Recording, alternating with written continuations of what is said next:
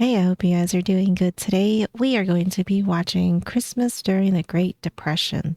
And I don't know what I'm looking at here. I have the video pulled up already.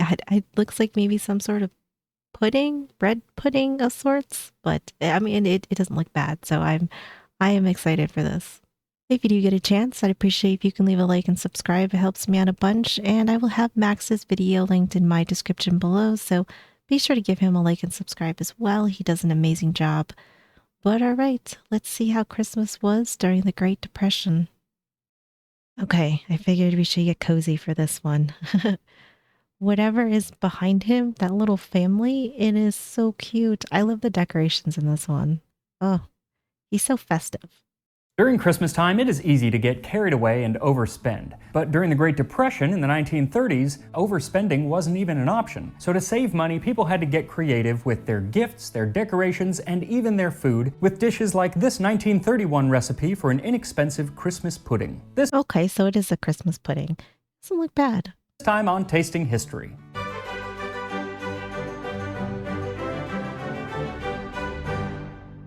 In the 1920s and 30s, there was a fictional radio character known as Aunt Sammy. She was supposedly the wife of Uncle Sam, and she would teach people how to cook and give recipes over the radio. And in December, I kind of miss that. I mean, I know we have YouTube now where like you can find any recipe you want, but I do kind of miss being able to like maybe have like a radio station or something that has stuff like this. I think it's cool. I think radio is kind of like a lost media at this point, you know? Like it's very rarely that like we ever listen to the radio, at least for me. Sam, and she would teach people how to cook and give recipes over the radio. And in December of 1931, she told her audience that a less expensive dinner for a thrifty Christmas can be just as good and just as Christmassy as one planned with all the frills and expensive items of food. She then goes on to give an entire inexpensive menu for a full Christmas dinner, an important thing to have in 1931, as most of the country, in fact most of the world, was in the depths of the Great Depression. Many people relied on soup kitchens and food drives during this time, but provided you were fortunate enough to be able to afford a full home-cooked meal for Christmas, then this menu could at least help with pinching the pennies. The first course was a hot tomato bouillon or cocktail with chopped parsley sprinkled on top, a festive mix of red and green. Then there's a main course of baked smoked ham, buttered cauliflower, creamed spinach, candied sweet potatoes, celery, cranberry sauce, and pickles, all with recipes that make the dishes less expensive than they would traditionally be. But I would eat this now. I mean, this sounds good. I would eat this now. it's the dessert that really intrigues me, because it is for a chocolate plum pudding. But instead of being the old-fashioned, steaming hot plum pudding, is made with gelatin and served cold with whipped cream. So that's what I'm going to make, and it requires 2 tablespoons of granulated gelatin, 1 cup or 235 milliliters of cold water, 1 pint or 475 milliliters of milk, 1 cup or 200 grams of sugar, 1.5 ounces or 45 grams of unsweetened chocolate, 1 teaspoon of salt, a half teaspoon of vanilla, 1 cup or 150 grams of raisins, 3/4 of a cup or 100 grams of chopped dates, a half cup or 60 grams of chopped nuts, a half cup or 70 grams of dried currants, and 3 egg whites. You also need some either This actually isn't that crazy. Like for a dessert, this really doesn't sound too bad. Sounds pretty nice. I think I like everything that's going in this. chopped nuts, a half cup or 70 grams of dried currants, and 3 egg whites. You also need some either walnut or pecan halves and some raisins for decorating the pudding. Now, I'm not exactly sure how this is less expensive than a traditional pudding, or at least much less expensive.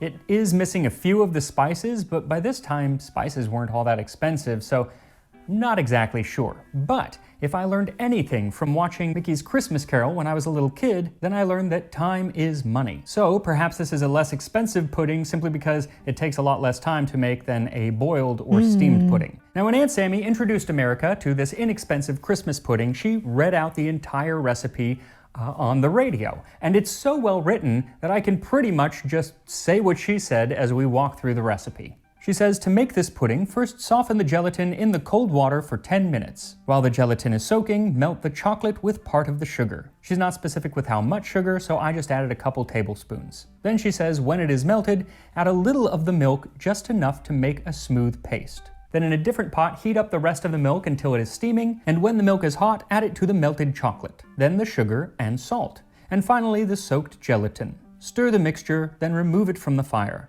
Set it away to grow cold. And you I actually love the way that this is written. I mean, he's right. This is written so well that yeah, if he can like read it off just like how she used to read it. I don't know. It's like kind of like a nice immersive touch that he's adding to this. can do this by either leaving it out to cool down slowly, or to speed things up, put it in the refrigerator, but keep a close eye on it because you don't want it to fully solidify. You want to catch it just as it's starting to thicken up. When it begins to thicken, add the vanilla, the fruit, and the chopped nut meats. Mix all of this in, and then in a clean bowl, beat the egg whites until you have nice stiff peaks. Then fold in the beaten egg whites. Then she has you prepare a pudding mold, and these can be all sorts of different things, but the traditional Christmas plum pudding style is basically just a bowl. It's a pudding basin. It's a bowl with a slightly flat bottom. So pick something like that, wet the inside, and then line the bottom with the walnut or pecan halves as well as the additional raisins. Then pour the pudding mixture into the mold and smooth the top. Then set it in the fridge to fully fry. Actually, like I've never really made pudding in molds. I think I've made pudding like 5 times in my life. So, but this looks good. I think it's going to be really nice. I think it's going to be nice. Then pour the pudding mixture into the mold and smooth the top. Then set it in the fridge to fully firm up before serving, and while it firms up, we can look at just how Christmas was celebrated during the Great Depression. The Great Depression came in the aftermath of the stock market crash in 1929. It actually took several years for it to hit its lowest point, and then it lasted throughout the 1930s. And while it hit some people harder than others, few went untouched, and generally the entire decade was rather bleak. And because of this, it was really important for people to celebrate those things that did bring them joy, like Christmas. Christmas was such a big thing to us. The bell on Christmas Eve, the candles on the tree, that's what I remember. I don't remember the sadness of my parents. We loved books, we loved music, and we made Christmas cards of beautiful little tissue paper baskets. Oh, see, like they were making really nice memories. Even throughout the Great Depression, which I mean, like, that had to been super, super hard times, but these people were making great memories with their kids that, this is like what their kids remember. And I think that that's really important. That's actually like really, really nice. And that was a common thing during this period, making your own Christmas. You'd make your own gifts, you'd make Christmas cards, and even the decorations. I personally would much rather receive something that is made by somebody than like actually like having things bought. I mean, for the most part, I would say. I mean, like nowadays it's kind of like, there's definitely some things that I probably like, I guess like I have it like on like a need thing, not so much like a want thing, but I would say that like as far as like gifts go, I find things that are made, like if somebody draws me a picture or makes me, like a necklace or something like that means so much more to me than somebody just, like buying me something. But I also am like a person that, if you just say like Merry Christmas or like Happy Birthday or like what, like that makes my day too. So I guess I'm pretty easy in that aspect of like I just appreciate like all the small things. Christmas. You'd make your own gifts, you'd make Christmas cards, and even the decorations. It was common to decorate the Christmas tree with garlands made of cut paper and strings of popcorn and cranberries, though some opted for these slightly more expensive tinsel icicles that we were still using when I was a kid. And my mother hated those things. They would get caught in the vacuum cleaner and break it, and they would get dragged all over the house, so she was still finding them in July. Finally, we stopped using them. And of course, when I was a kid, they were made of a very different material than back in the 1930s. Originally, they were actually made of silver, but that would tarnish very quickly, so they switched over to lead, which didn't tarnish. Poisoned you, but it didn't. Right, yeah, I was gonna say, and we switched to lead, which was not better. Switched over to lead, which didn't tarnish. Poisoned you, but it didn't tarnish. Lead was actually the go-to for tinsel up until the 1960s. This was also the period that candles on the tree, a major fire hazard, really started to go out of fashion. It was partly because it's really, really dangerous, but also... I know, like I still cannot believe that we used to do this, that we had candles on trees, because holy moly, like, I mean, like all it takes is for that tree to, get a little dry, and then you have, I mean, this is like the ultimate. I mean, this is how your house burns down. I mean, I feel like looking at it, like looking at it now, it's like it's gorgeous to see, but at the same time, it's like absolutely terrifying. really started to go out of fashion. It was partly because it's really, really dangerous, but also because as part of the New Deal, the US government started its Rural Electrification Act, and this put a lot of people to work extending the power grid to much of the country that had yet to receive it, and with that, instead of candles, you could string lights on your tree. Of course, they also got incredibly hot, much hotter than they do today, and they did start a Right, lot of fires, but probably less right. fires than the candles. Another semi Right. I mean, like, yeah, you definitely had to probably put a time limit on your lights. Like, you couldn't just leave them on all night or whatever, because they'd get way too hot. day, and they did start a lot of fires, but probably less fires than the candles. Another semi-do-it-yourself Christmas decoration were called puts houses, and these were little houses and buildings that were made out of cardboard, and they'd usually put them under the tree or out in some other Oh, place and cute. make a little Christmas village. And eventually these turned into the ceramic Christmas villages, which are still Mm. popular today. Yep. I feel like everybody like that I remember growing up with, like their parents always had these, like some more extravagant than others, but I do remember because I know like I even had a few myself. So I feel like I feel like these are always really cool though. I really enjoyed seeing them, especially some of the people that had like the big displays of them. I don't know. I could just stare at them for hours. I am a personal collector of the Charles Dickens themed I sets. love And when it. it came to Christmas presents, a lot of things were homemade, and if they were purchased, they really needed to be practical for most people. There was one Right. man who was raised by a single mother. I do like practical gifts. I mean, I think now in my older age, I do like practical gifts. So I can't even, like I can't even be like, about it, like you, like give me towels, sheets, I'm like, yes, yes.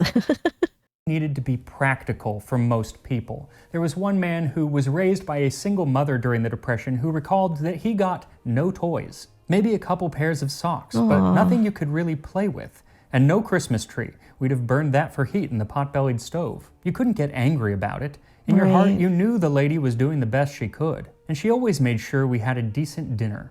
Oh, I mean, like when you read it like this, it is kind of sad to see, but at the same time, it's like the maturity that these children had, to like not ever complain and be like, yeah, like it sucks right now, but like my mom is making sure I got food in my belly and we're warm. I feel like the maturity level for some of these children back then is leaps and bounds ahead of, I think, children today, or even, for me, like when I was a kid.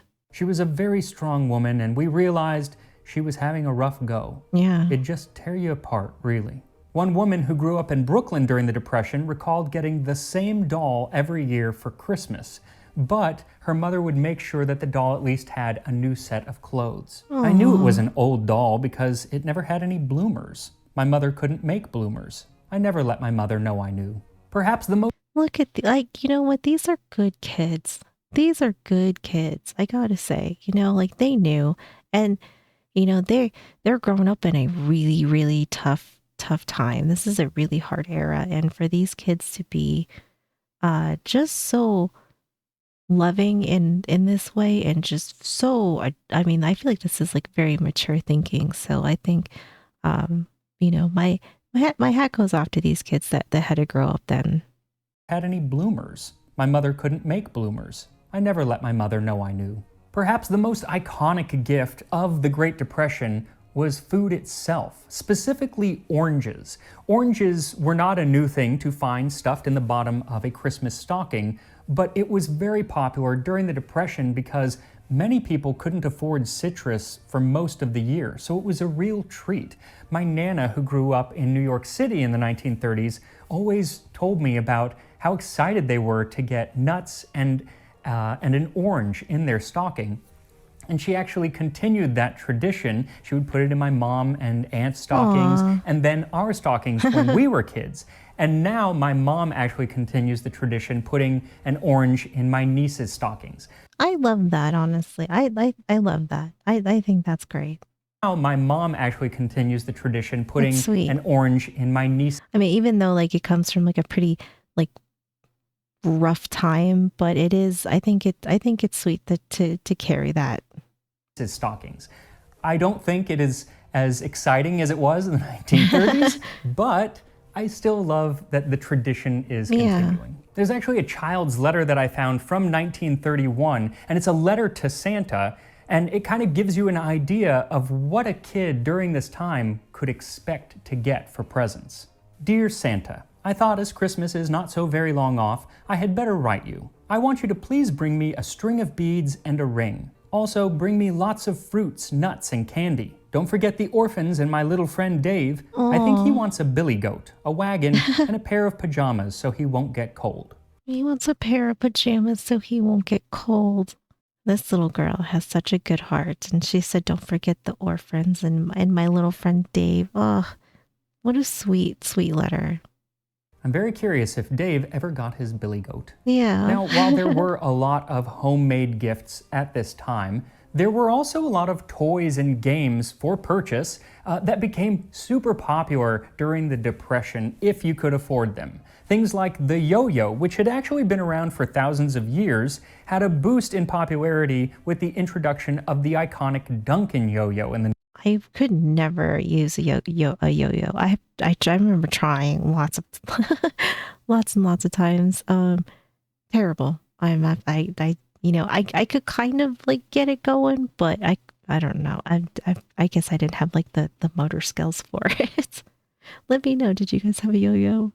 Had a boost in popularity with the introduction of the iconic Duncan yo-yo in the 1930s. Board games like Chinese checkers and Sorry were all the rage, and in 1935, Monopoly became the must-have gift for all ages. And this is where the original sibling rivalry started. 1935, Monopoly became the must-have gift for all ages. And I do find it somewhat ironic that one of the most popular games at the time was Monopoly during the Great Depression. That is kind of funny. That actually is like of anything that could have been popular during the Great Depression, it was Monopoly. Yin and yang. This was also the decade of the Little Orphan Annie toys, and Little Lulu and Betsy Wetsy dolls were popular. And perhaps the most coveted doll for any little girl was the Shirley Temple doll. She was so famous during this period, so her doll was on a lot of people's wish list. Though her fame actually kind of ruined some of her own Christmas innocence in 1934. I stopped believing in Santa Claus when I was 6. Mother took me to see him in a department store, and he asked for my autograph. Shopping. Oh no. Oh, come on, Santa. You gotta know that she's still just a kid. Dang. Mother took me to see him in a department store, and he asked for my autograph. Shopping for Christmas gifts like these dolls and board games was actually kind of part of the recovery effort for the economy. And in 1939, President Franklin D. Roosevelt actually moved Thanksgiving up a week to the second to the last Thursday in November, just to give people 7 more days of Christmas shopping, hoping that it might give an extra boost to the economy. Though the change didn't seem to really do much for the economy, but it did make a lot of people mad because, people don't like change, and so it was derisively often called Franksgiving. But even without the It's called Franksgiving. like change, and so it was derisively often called Franksgiving. But even without the additional week of Christmas shopping, stores like Sears and Macy's did much of their business throughout the month of December, and at least in Macy's, this led to a new department which employed thousands of people every year, and that was the gift wrapping department. Scotch tape was introduced in 1930, and there were big advancements in the technology of printed paper that was not super expensive. And so this led Macy's every year to hire an army of women at $14 a week to wrap the gifts.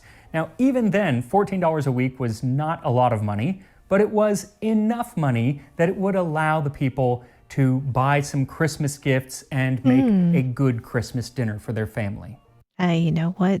Sometimes, like during rough times like that, and if you can pay people just enough that they can get gifts and they can get food, sometimes that is just enough. We always had a big meal. We might have soup for a couple days before Christmas, but my parents thought it was important to keep the tradition of having something special. Other Christmas traditions, many of which could be done on the cheap, that got popular during the Great Depression were things like ice skating in front of Rockefeller Center, the rink being opened on Christmas Day 1936. And from there you could look up and see the iconic Christmas tree which they started putting up in 1931. And in 1933, just down the street at Radio City Music Hall, the Rockettes began the tradition of the Radio City Christmas Spectacular. I have seen this show a couple times, I think. Maybe I know I've seen it more than once. I love this. I thought this was great.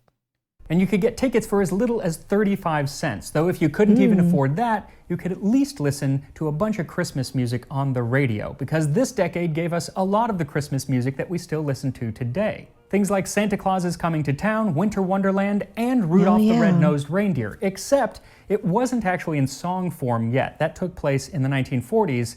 At first, it was just a storybook, written as part of a marketing campaign for the retailer Montgomery Ward. But if you'd been hit especially hard by the economic downturn and couldn't afford tickets to Radio City or the Rudolph book, well, that doesn't mean that you couldn't still have a Merry Christmas. One of my favorite things that I found while researching this episode was actually a Christmas card, a homemade Christmas card from the Pinheiro family of Chicago. It's from the Christmas of 1933, and they made it out of cut-up brown paper bags, and on it they wrote a poem, and it really conveys how people were feeling. I love this. I love this. I mean, yes, this is not like probably the most ideal Christmas situation you want to be in as a family, but this is, I think this is really sweet. And on it they wrote a poem, and it really conveys how people were feeling during the holidays at this time. In days gone by, when we were broke, we hated to reveal it. In fact, our pride demanded that we struggled to conceal it. But now at last we're right in style and need not fear confession. We shrug and smile and say, oh well, it's merely this depression. And so this card, which once we'd scorn, now seems within all reason. It's cheap, and yet it brings to you best wishes of the season. I love this. I mean, I think this is very, very on point with, the time and knowing that, things are hard, but I mean, I absolutely love this. I think this is very sweet. I think this is a very, very nice poem. And so it was all about finding something inexpensive that could still provide the warmth of the holiday season. Whether it was a homemade Christmas card, popcorn on the tree, or an inexpensive recipe for a Christmas pudding.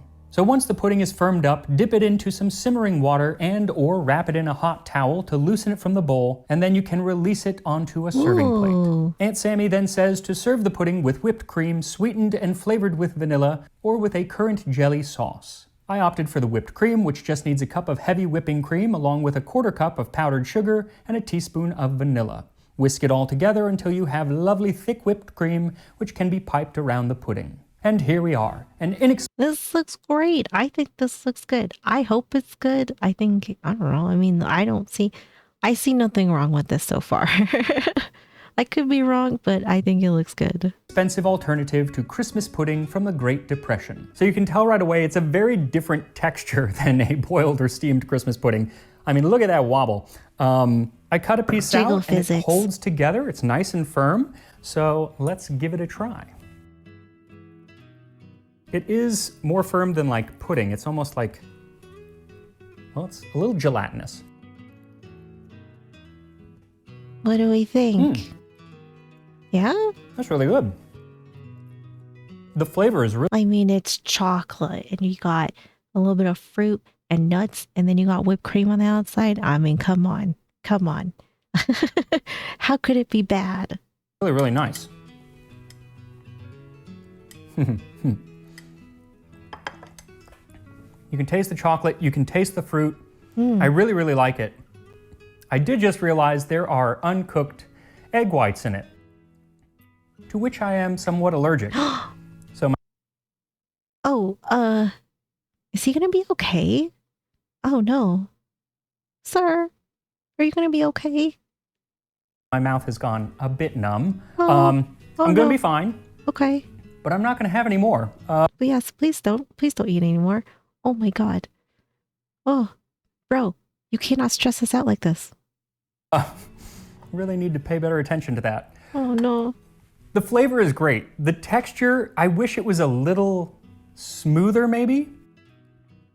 And I don't really know what you could do to achieve that and still have it hold together. I think to get the shape of it to hold, you do have to use that much gelatin. So it's not like pudding like we think of pudding here in the US today that's really smooth. It is a little more firm, more like a jelly mold, but much better tasting. So I hope everyone is able to celebrate a wonderful holiday season this year. Make some wonderful Christmas foods. It's my favorite time of year for cooking, baking, just in general. So yeah, I am going to go take some Benadryl, and I will see you next time on Tasting History. Well, aside from Max being someone allergic to raw egg, I I really enjoyed this. That last part totally stressed me out a little bit for him. I'm glad he's going to be okay, and he's going to take some Benadryl, and hopefully everything is, everything was fine. I mean, obviously it probably was, but I really enjoyed this. I actually really enjoyed hearing about how people kind of spent their Christmas during the Great Depression because, we hear a lot about it, but we don't always hear about some of the smaller parts of their lives, like celebrating Christmas. So I think this was really nice. This was a great one. Absolutely loved it. I would totally try this pudding though. I think it looks good. It sounds good. The texture part probably doesn't bother me too much. I like Jello and pudding and stuff like that. So I think I would enjoy this one. But I think he did a great job. But he always does a great job. Thank you so much for hanging out with me. I appreciate you guys being here. Be sure to go and like and subscribe to Tasting History with Max Miller. He does just an amazing job with all of these videos. I absolutely love learning so much cool stuff from him. So be sure to give him lots of support. But that's going to do it for me. I hope you guys had a great day, and I will see you in the next one.